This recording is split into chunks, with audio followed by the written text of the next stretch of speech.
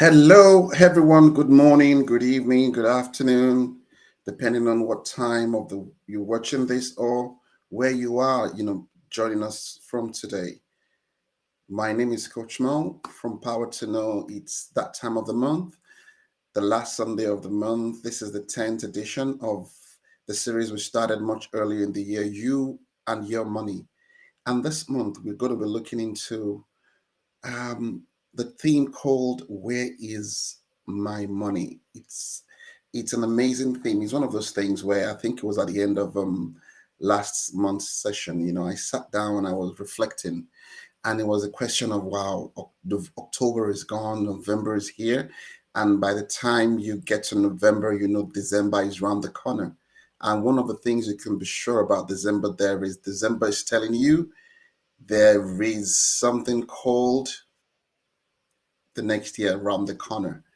So, as 2024 is really beckoning us, I think we have less than 40 days thereabouts, give or take, into the new year. It's about just one more month to go. And then it's the time where we're planning ahead for the festive period. And at the same time, for most people who actually earn, is the time where they are actually looking at, wow, they've just got one more paycheck to go before the longest period in between paychecks.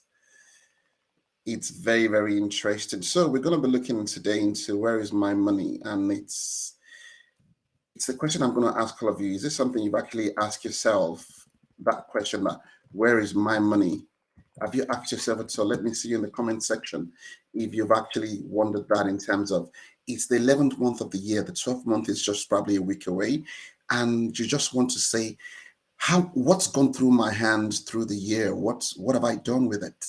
That's what we're going to be talking about today. So let's go. Thanks very much to the Power to Know team making this possible. So sometimes you just see myself here, but the people pulling all the strings at the back, making sure you can actually hear me loud and clear and see me this clear. Thanks very much, team. So let's get straight to it. So when we're talking about where is my money? That question is something about accountability. You're trying to reconcile, okay? From January till now, how many paychecks or how much have I earned? Do we have this data available? If you don't ask yourself this question, where is my money? It's either you've either given up in terms of, you know what, que sera, whatever will be, will be. And que sera, whatever will be. I can tell you, whatever will be will not be. It's if you're not in control of your life, someone else, the external factors is actually dictating what is going to happen. So that you need to keep in mind. So if you're not asking yourself, where is my money? That means you don't really care about it that much, or you're very well crystal clear exactly the state of your finances. So for you to ask yourself that question, what are the things you've done or what are the things you've not done? So let's bring it from the perspective of what are the things you've done for you not to worry about that. Somebody who is not asking themselves, where is the money? Number one, they have a very good accountability to themselves. What does that mean? They have a system that ensures they constantly, number one, they know the state of their finances, they know what they're doing with their finances, and at every point in time, they're periodically monitoring and tracking that. Someone who periodically monitors and tracks does not ask where is this because they know where it is. They've got a cycle in terms of, okay, every week I sit down to reconcile my numbers. Every month I sit down to reconcile the numbers. Every quarter. And in good practice, you should have a plan ahead of the year. Like now, 2024 is coming. You should be getting into the period whereby you're reflecting and you're reviewing what's happened in 2023, though it's not over yet. However, you're planning what's going to happen in 2024. You do not start planning for 2024 when you're in 2024. It's already too late. You've probably a few hours into it, you're a few days into it, or a few weeks into it. So the best time is to do what you plan ahead. So if you've done that for 2023, that means you've been tracking every single month. For you to track, that means there must have been an initial plan. So that question there is that magic word we all don't like hearing: budgets, budgets, budgets. I used to hate the word so much until I come to the understanding of what the word really means. See, there is nothing wrong about a budget. And the most important thing there is nobody should set your budget for you. You should be the person driving and setting the budget. What does that mean? A budget simply, my definition of what a budget is, it's you telling your money where it should go rather than you wondering where it went. Now, for the people asking, where is my money? 9 out of 10 times, you do not have a budget, or you have a budget and you have not done nothing about it. So let's look into that point of budget. What is that budget? The budget is you setting a plan and saying, okay, based on yesterday, I was in a gathering and we were talking about finances, and I was taking them through the eight money commandments. And the first money commandment says, know thyself. And that know thyself is whereby you understand who you are, which is what eventually will determine how your budget is going to be. Now, the budget is just sitting down and taking the key categories that are important to you in your life and deciding category A, this is what is going to be. Category B, that is what it's going to be. So you have two major areas you need to look at when it comes to a budget. What is coming in and what is going out. What is coming in is your income, is the inflow. It is what you paid, be it salary, be it dividend, be it whatever you want to call it. Whatever flows capital into your pocket, that is your inflow. So knowing what your inflow is very, very important. Now it's now determining what the outflow is going to be. You want to get to a point whereby you have a zero-sum budget. What does that mean? That means every single dime, dollar, pound, naira, shilling, whatever it is that come into your account, that flows through into you, must be allocated to a particular category. Why is that important? It means you don't have the thinking in your mind there is a free money flowing somewhere when you look at your bank account and you see money there. That is why a zero-sum budget is great. That means everything that comes in has a category of where they're going into. So that is where you start. You know what your inflow is. Now matching your outflow to the inflow, and your outflow are all your expenditure, everything that is going out. Now, when it comes to your expenditure, I put them into categories. Number one, there is the one that is going towards the investment side, the asset class of it, or the ones that is going into the liability side. There can only be two sides, basically. Now, liabilities are things you put money into, you're not expecting anything back. Asset is something you put something into, you're expecting something back. So now let's break it down into one more step further. When you're talking about that, you look at when we're doing a budget. I think we did it. We did a class much earlier in the year that's looking into budget, but I'll quickly run through it. The most important thing is for you to understand that. See, for you to be able to have anything left at the end, there has to be something that goes into something that is not being consumed. Warren Buffett says something that I will not forget. He says, save first and spend the rest. Most of the time when we're doing budgeting, when we're allocating the funds, we think of, oh, I've got to housing, transportation, feeding, this bill here, this bill there. And at the end of the day, whatever is left is what we decide. If anything is left, that is why most of the time we struggle, because we've not it's not in the right priority. Okay, I'll give you an example of what my order of priority is. First is, number one, there is the tithe. To me, it's sacrosanct. It's non-negotiable. It's not a discussion of that. Nobody can tell me it's right or not right. It is what I do. So at least 10% of what comes into me, to me, it's the tithe. And even the tithing is not even part of the things I consider, because it does not belong to me. That's my school of thought.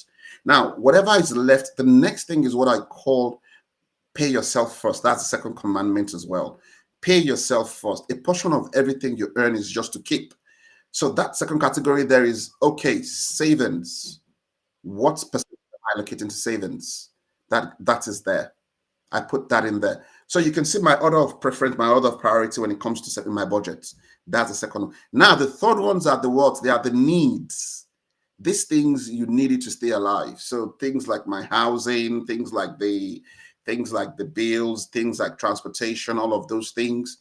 And there are rules that applies that are applicable to each of the category. One example there is anytime your accommodation, your housing is more than 25% of your take-home pay, there's going to be trouble. It's inevitable. Anytime you spend more than 25% of your income, of your inflow on accommodation, you will have problems eventually. Those are the signs that you're living above your means. Those are little triggers that let you know that, okay, the house is there, it's nice, but if what you're paying on it's more than 25%, that's a quarter. So if you throw a whole quarter of what you earn into your house, and there's a problem somewhere. So you have the housing, you have the transportation, you have everything it's allocated for. And then you now have the wants. Now, the wants are things you can do without. But it's important for you to be able to satisfy some of your wants. Well, if you don't have debt, you need to service, and debt you need to pay off. Then you can consider your wants. And then the last part of that is giving. It is important to give. See, if your life is only and all about you, then your life does not amount to much, basically. Your life has got to get to a point whereby it is way beyond just you. So that percentage there is about giving. So when everything is matched, and there's something within ones, which I call, you can call it, they call it different things. It could be your YOLO account. It could be the money whereby you just call your fine boy account or whatever it is called. What that happens there is whatever you allocate to that pot, you can do whatever you want with it. See, the joys of you working and earning, it's not because you should not enjoy the money. It is because you should enjoy the money in proportion and according to your plan. See, nobody is responsible for what your budget is unless you've been constrained by the decisions you've made that is forcing and propelling you to allocate things that were supposed to be wants and have become needs and mandatory. What does that mean? If you're already living way beyond your means, and your accommodation is around 50% of your take-home pay, then there's going to be a problem already. You've been forced to make some decisions in other places. So once that is in place, once you've done that, so every money that comes in has where it's going into, and you've leveraged on systems to make sure the funds have gone into the different ports. My children, when we're teaching them about money, we use them envelopes. Whatever they get, the formula is very simple. Even adults can do it. Whatever they get, they split into three. They give, they save, they spend.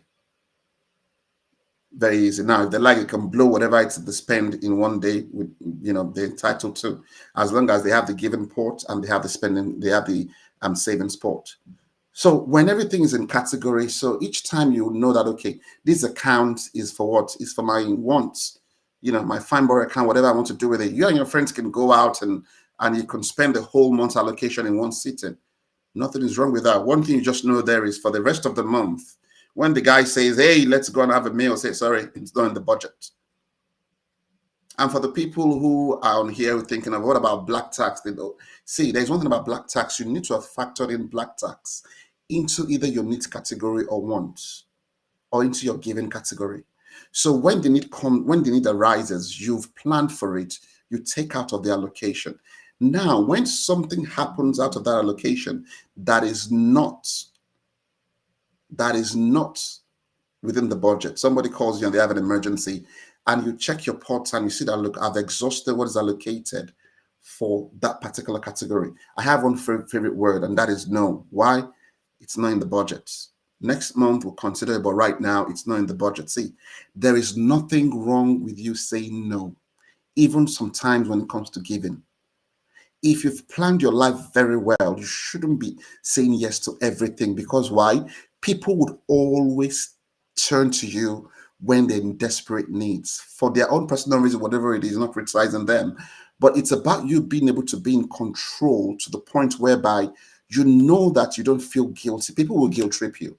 They will turn to you and say, this is life and death. This is happening. See, if you respond to every life and death, eventually you will have nothing left. But when you've budgeted for that, it is in the plan. You know that, okay, 10%, 15%, or whatever percentage it is, it's allocated for this. So when the life happens to people, and we call it black tax in the black community, and somebody, one uncle, auntie, whatever, brother, sister is ringing you and saying, this that. But if you look in there and there is allocation for it, fine, you do. The moment that allocation goes to zero, my default language is no. Why? I'm sorry, it's not in the budget. Let them call you whatever name they need to call you. Next month's budget, you can then consider it. See, if you do not have your ability to say no, if you say yes to everything, it already tells me you don't have boundaries. And when you don't have boundaries, it already tells me you are not disciplined. When you're not disciplined, it already tells me you're on the wrong path already. Your ability to say no does not mean you're not caring. Your ability to say no just means you're disciplined. It's very easy. No is a statement. No is a word. So you can say no as a word and you can say no as a statement. Nope. And that's it. Full stop. So once you have that, see, that's only phase one. And I think most of us, we do that.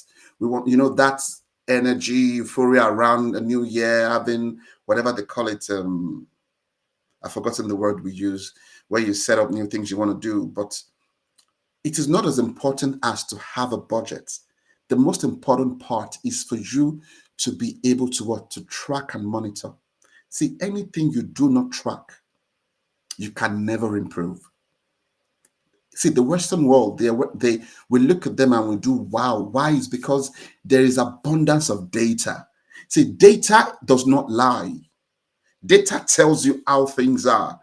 And what is that data? The data means that you've said, if a forecast is you've written out a budget, how you're going to spend the money. And discipline with systems you've put in place, and sometimes willpower, you keep going through each of the month, and then you have stops where you now check. I see, it's like when you have a sat nav. When you're going somewhere, the sat nav, you put the location of where you're going. That's you setting the budget. When you now get into the car, you are responsible for following the direction the sat nav takes you. It does not make you to be a slave to the sat nav. The sat nav is not in control of you. You are the one that you've pre-allocated. It's been predestined where the sat nav should take you. And that is what the budget does. The budget is, you've set the location of where you're going on there. Then you just get into the car. And when the car says turn left, you just obey slowly, turn left. That means when what you've allocated in the ports is exhausted, you don't begin to move things around because you can see there is a money somewhere, you think you have the money. So having the discipline for you to monitor and track, and then at the end of the month, before the coming month, you sit down and you begin to go through every expenditure you've done within the month. Whatever system you use, I still use Excel. There's so many softwares out there, but I just find it's easier for me to sit down once a week or twice a week or 3 times a month or at the end of the month to look through the numbers while preparing for the next month. And your month could be depending on what your monthly cycle is, So for you to look through the numbers and say, okay, what did I say I was going to spend and what did I exactly spend? See, the first time you do a budget, unless you are super, super disciplined, you will not hit it right. Because most of the time, we're too optimistic when we're doing budgets. Don't worry, this house we can live on to £200 or £100 a month. And you find out in week one, you've come back from shopping and everything you bought is already £87. Week one, shopping is £87. Budget for the month is 200. You already know there's going to be a problem there. So at the end of the month, when you sit down and you look through each of the categories, and the number don't balance, you're not perturbed, you're not bothered. What you now want to do there is reflect on what the data is telling you. Look through which of the categories and where you're overspending. Those are the indications saying, number one, it's either it's telling you you did not get the budget right in the first place, or it's telling you you are out of control, you lack discipline. Then you fine-tune it again. You fine-tune it again and you go at it. At least it's going to take you like 3 consecutive months of you trying to get your monthly budget right for you to be able to do it. And when it gets to a point, like right now, I just review my expenses because the budget is already, I'm on autopilot when it comes to my budget. I know what I can spend, I know what I cannot spend. And I'm on autopilot because I've been doing it for so long. It is my expenditure I actually track, said, okay, this is the category and this is what. Have I done that? See, these are the things you do that ensures you don't keep wondering at the end of the month, where is my money? At the end of the year, where is my money? And once you do that, you keep checking and then you say, don't be too hard on yourself. The money you've spent, you spend, it's gone. The next thing there is for you to now take the lessons. Don't keep making the same mistakes. And don't just throw out your toys in the pram, out of the pram like a child, giving up because, wow, this thing, see, it is going to be difficult. If it is easy, then everybody will be doing it. You have no idea the amount of pressure we face in the 21st century we're in right now. Everything, everybody is designed to take money out of your pocket.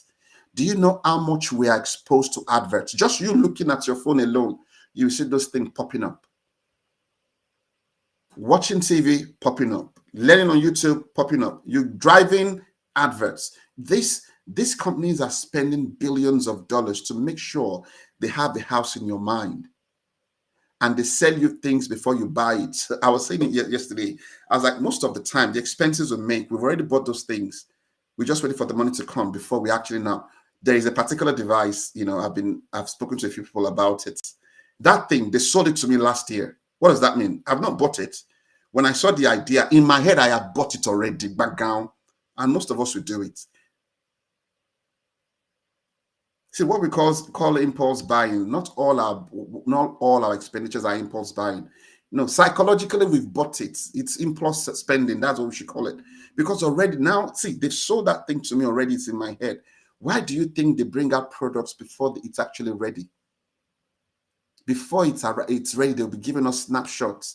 This is what this device will do. iPhone 35 is going to make sure that you can take picture 5 seconds earlier, or this thing. This car, it runs just, you can get to your destination 5 seconds before the previous version and all of these things. Why do you think they're doing that? They're playing with your psyche. They're selling the product to you. See, they're not in a rush. Once they can sell the idea to you and the idea is, and you've bought it, see, I know already that particular product, I have bought it. I can see myself writing the check and transferring the money. The moment it comes out next year, if I now buy it then and you say, oh, I've just bought that item, I know I'm only deceiving myself because I bought it a year ago. And these are the things you constantly need to review. What are the things you're spending money on without actually spending that money?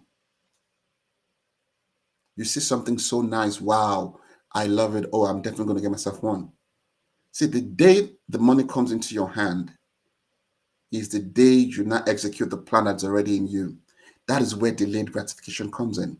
You cannot satisfy all your wants. Humans, we're designed for our wants to be unlimited. Our needs are quite small, they're quite few. But our wants, only 1% of the world, I keep saying this, only 1% of the world have the ability to out earn their wants and their spending without bothering about it.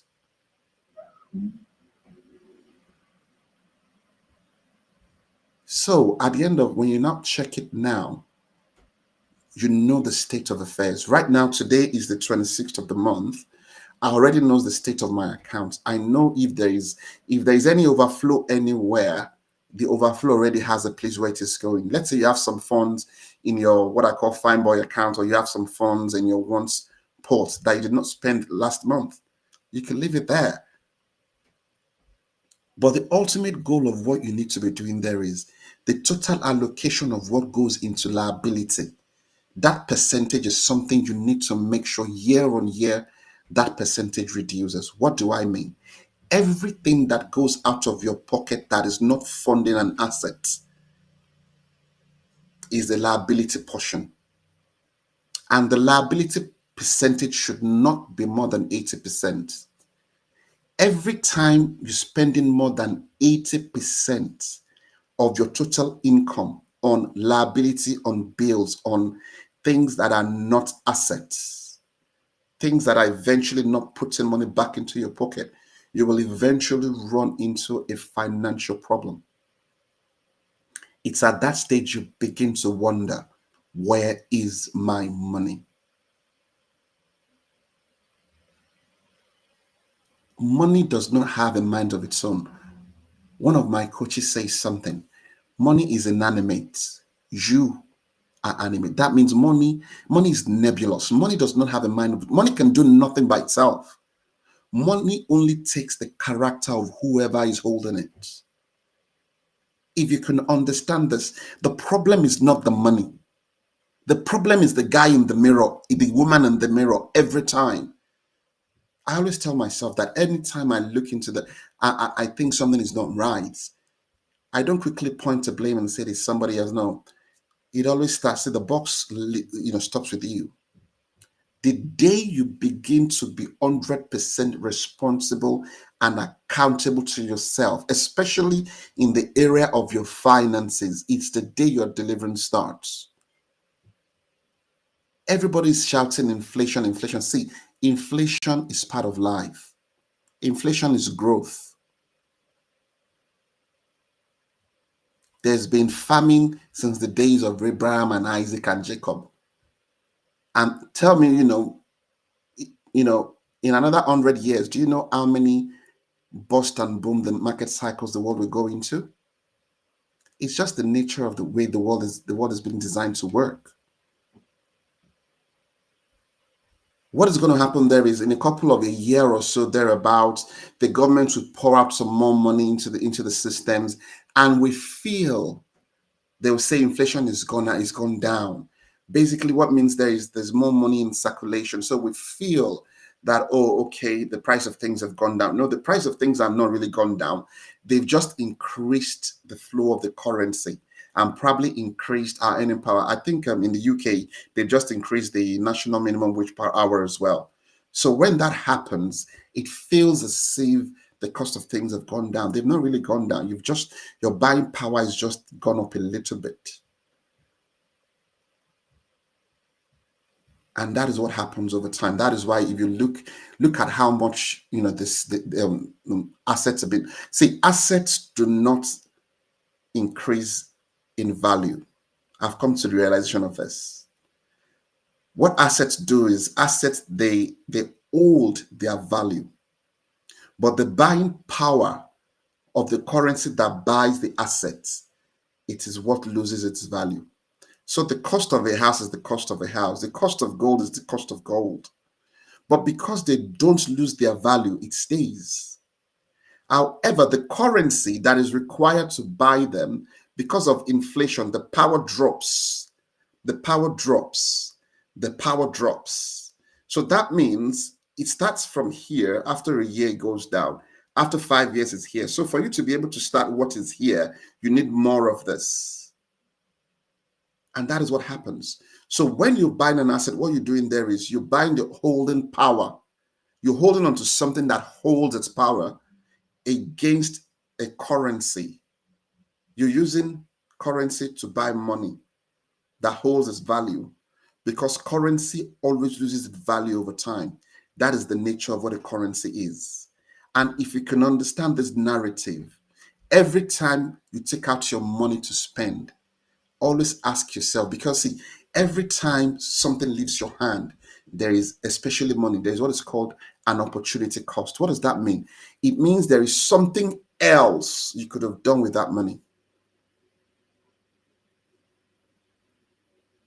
So when you're making a decision to part with the currency you have, you better make sure you're using your currency to buy money so that the money can hold its value. And when the currency reduces its value over time, you have an holding power over time. And that's why people go into things like real estate. When they say the price of real estate goes up, I've come to realization it's just the purchasing power is what has gone down.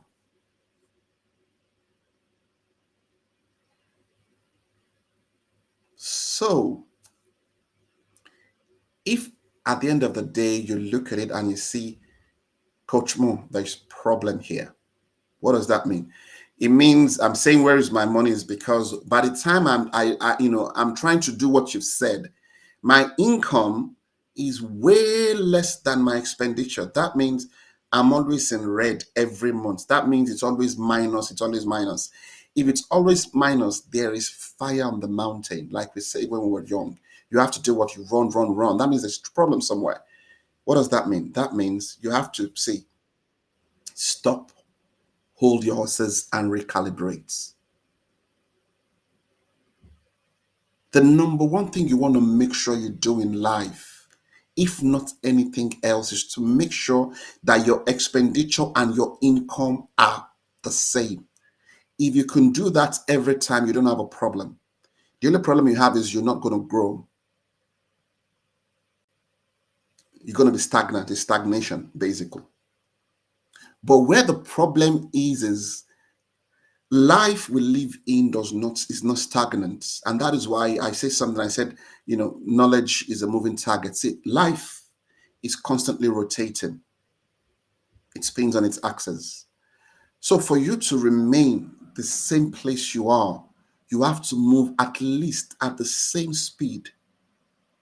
What does that mean? Things will get more expensive at least 2 to 3% every year. So if your income does not rise at the rate of what they call inflation or whatever they call it in the finance world, basically because life is moving, cost of things goes well. If your buying power, your inflow, your income is not at least increased at the same rate as the cost of living, there's going to be a problem. So the least you want to do to remain at the same place is to move your income at the same space of increase in the price of your expenditure. And there are two ways you can do that. It's either you drop the value or the quantity of what you consume, or you slowly increase what comes in, just for you to do what? To stay balanced at par. Now, the next level is to make sure that if you now want to get to the next level in life, the next level is to make sure that there is something left in the pot. You're paying yourself first at the end of the month. That is when they say, the least you can do is spend less than you make. When you do that, there is this peace that comes to when you know that at the end of every month, there is always something left. There is that peace that comes with that contentment. So everything you want to do. So while you're preparing and planning for 2024, you want to ask yourself, what was the total percentage of the liabilities I funded in 2023? See, a consumer can never out-prosper a producer. Never. Every time you consume, you're a liability. So you must make sure you're making all the efforts to make sure that you are producing more that you are consuming. That means you're reducing the percentage. And see, it's funny because we try to compare ourselves to all these big stars. And an example is somebody who made 30 million a year and buys a sports car of 400,000. Do you know what percentage of their income that year goes into that purchase? So someone who makes 30 million a year and buys a property of 1 million. And most of us, we are driving a car. We earn 60,000 a year and our car is 55,000 a year, even if it's on loan or on HP or whatever it is. These are the things you need to put in context. See, life is personal. Don't compete with anybody.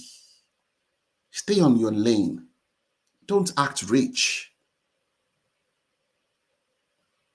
Live by faith, but make sure when you're living by faith, you're already being guided by a budget that works.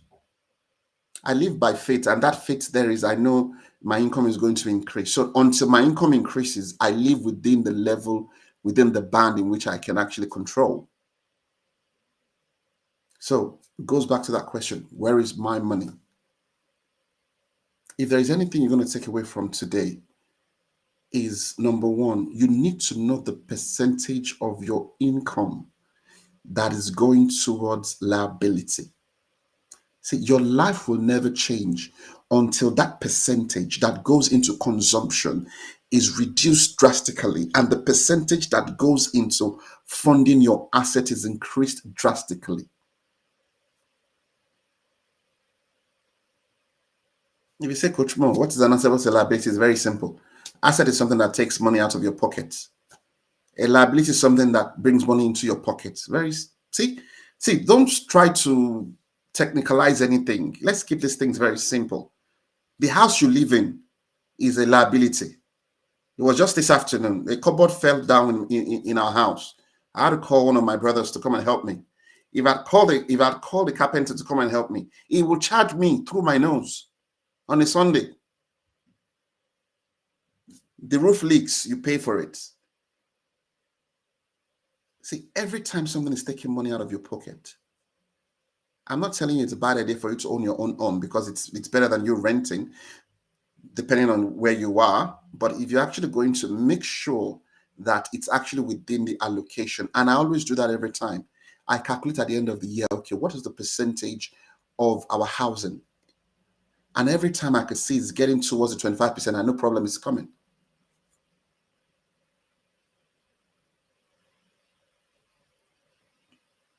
And when you know what your net worth is, and what is your net worth? Your net worth is everything you own minus everything you owe.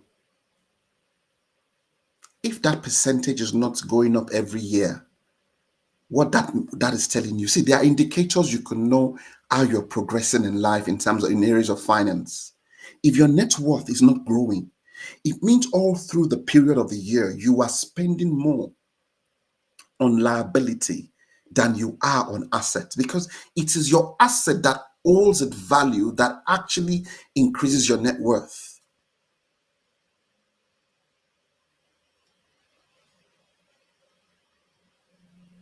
So if you're still asking the question, where is my money at the end of this session? Just quickly get a pen and a paper, get your Excel document out. If it's not accurate, put in an estimate of what you earn, put in an estimate of what you think you spend, times that by 11. It gives you an idea of where your money is gone all through the year. And make a decision to yourself, a personal, see, look in the mirror and tell yourself, I'm not getting younger. It doesn't matter your age. You're a year older, you're a day older, you're going to be a day older tomorrow. Tell yourself, I'm going to be financially responsible. And it starts with you allocating, you being in control, you telling your money where to go rather than wondering where your money is going. At the end of the day, you will not be asking yourself, where is my money? And one of the good things you need to do there is find a finance community where they share tips, tools, skills on how to stay abreast in the world of finance and how to remain accountable. You can always follow us here at Power to Know. We are on Instagram. I've even lost count of all of these social media things, but we're on all the social media pages available out there. And we're always sharing content. And we always come to you once every month, the last Sunday of every month. And we still have 1 month to go this year before we now start another series in 2024. So until then, until next month, until last Saturday of December, yours truly, Coach Mo. It's good to see you. Thank you very much for your time. So let me see if you've been asking me questions, because I could see I've just been going through. Oh, I could see someone has asked a question. If we have excess in the spend account that spills over, is it wise to add it to the following month or we save it? Uh, based on what I've said, now, based on what I've said, the goal is to reduce the percentage of your expenditure. And the only way to do that is what? Is to increase the value of your assets. So if you have anything that is left over, convert that into an asset. You're slowly building your asset column.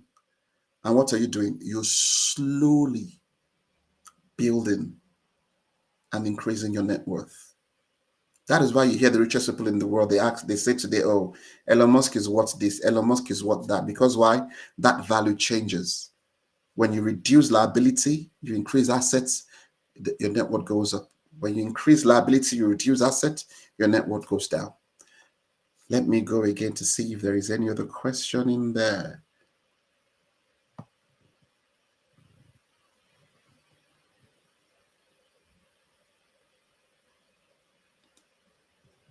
Okay, so thank you very much, everyone. It's good to see you this month. And we will definitely be back next month. And next month's theme, be on the lookout on our pages. We're going to share that. So till then, it's Coach Moon from Power to Know. Thank you. God bless. Bye.